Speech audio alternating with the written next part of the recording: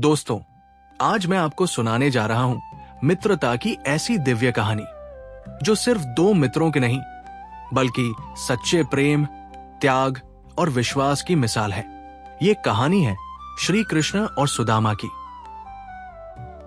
गुरुकुल में रहते हुए कृष्ण और सुदामा एक दूसरे के सबसे अच्छे मित्र बने। वे साथ पढ़ते, साथ खेलते और जो भी थोड़ा बहुत भोजन मिलता उसे आपस में बांटकर खाते। कृष्ण भले ही राजकुमार थे, लेकिन उनके दिल में अपने मित्र सुदामा के लिए वही स्नेह और बराबरी का भाव था। समय बीता, श्री कृष्ण द्वारका के राजा बन गए, लेकिन सुदामा बेहद गरीब हो गए। उनके घर में खाने तक की कमी थी। एक दिन उनकी पत्नी ने कहा, स्वामी, आपके मित्र द्वारका में राजा है, उनसे मिलाइए, शायद वे हमारी मदद करें।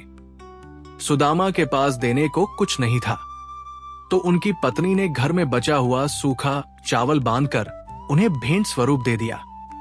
सुदामा उसी पोटली को लेकर नंगे पैर भूखे प्यासे द्वारका की ओर चल पड़े। जब सुदामा द्वारका पहुंचे और कृष्ण ने अपने पुराने मित्र को देखा, तो वे राजा का पद भूलकर दौड़ पड़े और सुदामा को गले से लगा लिया। दोनों की आंखों से आंसू बहने लगे। कृष्ण ने अपने मित्र के चरण धोए, उन्हें राजमहल में सम्मान दिया और वही प्रेम दिया जो बचपन में दिया था।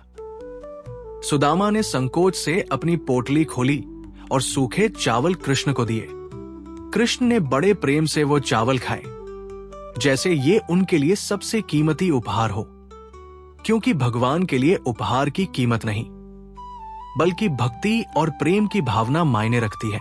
सुदामा बिना कुछ मांगे ही लौट आए, पर जब वे अपने गांव पहुंचे तो देखा कि उनकी झोपड़ी भव्य महल में बदल चुकी थी। उनकी पत्नी और बच्चे अब सुखी और प्रसन्न थे। तब सुदामा की आंखें भर आई। उन्होंने समझा, सच्चा मित्र वही है जो बिना कहे ही अपने मित्र की तकलीफ समझ ले। दोस्तों, कृष्ण और सुदामा की ये कहानी हमें सिखाती है कि मित्रता का आधार कभी स्वार्थ नहीं होना चाहिए। सच्ची मित्रता केवल प्रेम, विश्वास और सच्चाई पर टिकती है।